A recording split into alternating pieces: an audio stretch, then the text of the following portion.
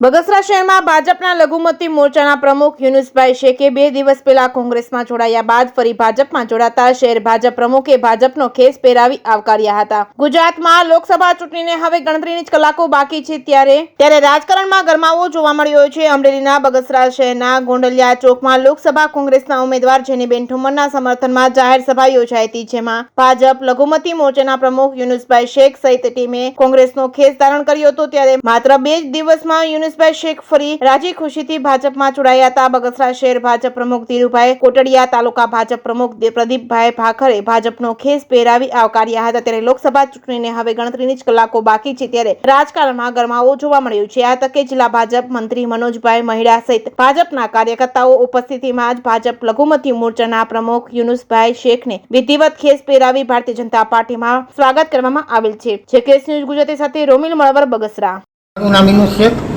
ભારતીય જનતા પાર્ટીમાં લઘુમતી મોરચા પ્રમુખ ઇન્ચાર્જ। હમણાં 2 દિવસ પહેલાં જ જે કોંગ્રેસની સભા હતી ગોંડલિયા ચોકમાં, ત્યારે મેં કોંગ્રેસનો ખેસ ધારણ કરેલ હતો 2 દિવસ પહેલાં જ। પણ એમાં એવું હતું કે ભારતીય જનતા પાર્ટીની અંદર અમુક મિટિંગો અને જે સભાઓ થતી હતી એમાં માટે અવગણના થતી હતી, એટલા માટે હું કોંગ્રેસમાં જોડાનો હતો 2 દિવસ પહેલાં। અને પછી એ લોકોને રજૂઆત કરી અને એ લોકોને અવારનવાર ફોન આવીને એમને કીધું, સમજાવ્યો મને, ભારતીય જનતા પાર્ટીના આગેવાનોએ સમજાવી અને મને કીધું કે તમને શું વાંધો છે। એટલે મેં એમને વાંધો દર્શાવ્યો, મને મેં કીધું આવું ગુમના મારી થતી હોય એટલા માટે હું કોંગ્રેસમાં જોડાણો। તો એ લોકોએ ખાતરી આપી છે કે ના, હવે તમને માનપાન મળશે અને આ પાર્ટી આજે તમે જોડાયા રહો, કેમ કે ભરતભાઈ સુતરિયાને આપણે દિલ્હી સુધી કમર ખીલાવીને મોકલવાના છે, એટલા માટે હું ભારતીય જનતા પાર્ટી આજે પાછો ટિકિટ જોડાયો નથી। અમારા લઘુમતી સેલના યુનુસભાઈ શેખ મંત્રી તરીકેની અને ઇન્ચાર્જ પ્રમુખ તરીકેની પણ જવાબદારી સ્વીકારતા હતા। લઘુમતી મોરચામાં ખૂબ જ સારી એની કામગીરી હતી।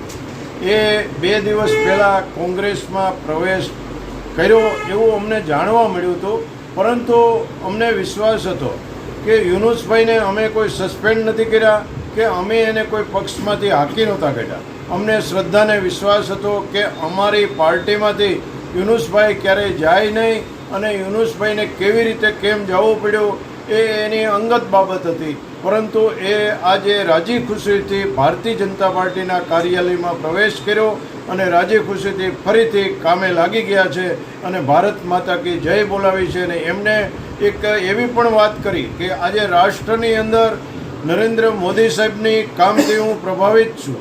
આજે રાષ્ટ્રની અંદર જો આવા વ્યક્તિ કામ કરતા હોય તો મારે કેવી રીતે જવું પડ્યું એ હું નહીં, પરંતુ હું હજુ પાર્ટીમાં છું અને પાર્ટીમાં કાયમીને માટે હું રહીશ એવું અમને જણાવે।